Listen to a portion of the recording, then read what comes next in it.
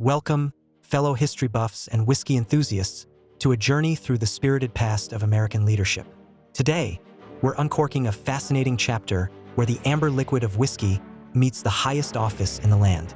It's a tale as rich and complex as a well-aged bourbon. The relationship between whiskey and the American presidency is not merely a footnote. It's a deeply intertwined narrative. It reflects the personal tastes and habits of the men who have held the nation's reins. More profoundly, it mirrors the evolving political landscapes and social mores of the United States itself. From the very dawn of the Republic, whiskey has played a surprising role in shaping presidential legacies. It has, at times, influenced policy decisions, sparked rebellions, and even served as a tool for political maneuvering. This unique connection offers us a potent glimpse into the personalities and priorities of those who have occupied the Oval Office. It's a story that goes beyond mere consumption, delving into the economic, social, and political currents that have flowed through American history. So, pour yourself a dram, settle in, and let's explore how whiskey has truly been a silent, yet potent, partner in the American presidency. Our story begins, perhaps surprisingly, with the very first president, George Washington. Many early American presidents, particularly those from the agrarian South, were intimately connected to the burgeoning whiskey industry. It was a practical and profitable venture for landowners. Washington, the revered father of our country, was not just a farmer and a general. He was also, quite famously, a distiller. At his beloved Mount Vernon estate, he operated one of the largest distilleries in early America. This wasn't a hobby. It was a serious commercial enterprise. His distillery primarily produced rye whiskey, a popular spirit of the era. This venture proved incredibly lucrative for Washington, contributing significantly to his financial success and personal wealth. It's a testament to the economic importance of whiskey in the nascent republic. Imagine, the man who led the Continental Army and presided over the Constitutional Convention was also a shrewd businessman, distilling spirits. It certainly adds a new dimension to his legendary character, doesn't it?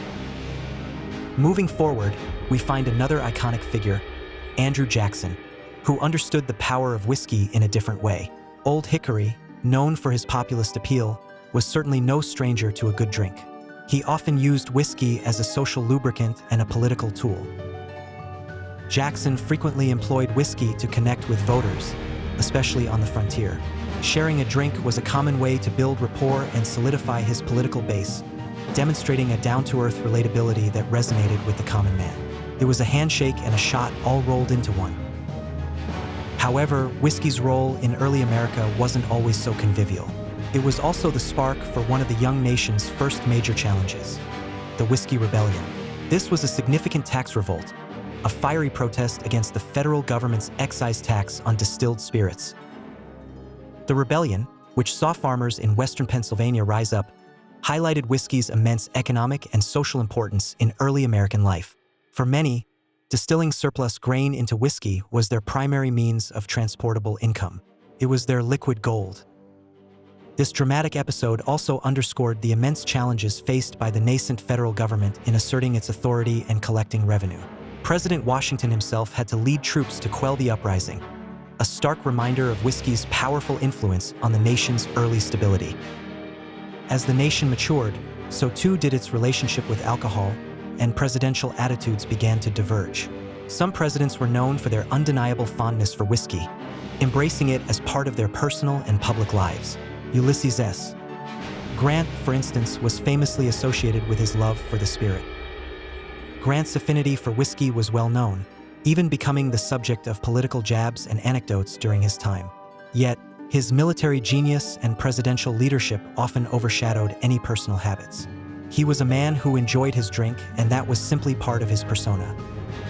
On the other end of the spectrum, we find presidents who were staunch temperance advocates, actively campaigning against alcohol consumption. Rutherford B. Hayes, for example, was a teetotaler, and his wife, Lucy Webb Hayes, earned the nickname Lemonade Lucy for her refusal to serve alcohol in the White House. These contrasting stances reflect the growing national debate over alcohol, a debate that would eventually culminate in a monumental social experiment. The White House, in many ways, became a microcosm of the nation's evolving views on spirits. The culmination of the temperance movement arrived with the dawn of the Prohibition era, which officially began in 1920 with the 18th Amendment. This sweeping legislation significantly impacted the availability and consumption of all alcohol, including whiskey, across the entire nation. It was a seismic shift. Suddenly, the very act of distilling, selling, or even possessing whiskey became illegal. This created a clandestine world of speakeasies and bootleggers, transforming the social fabric of America. The White House, too, felt the effects of this dry spell. Despite the nationwide ban, rumors and anecdotes persisted about presidents who might have bent the rules. President Warren G. Harding, for instance, was widely rumored to have enjoyed drinks, including whiskey, during his time in office, even as the country was officially dry. It seems some habits were hard to break. The legal and social climate surrounding alcohol shifted dramatically during this period, creating a complex and often contradictory environment.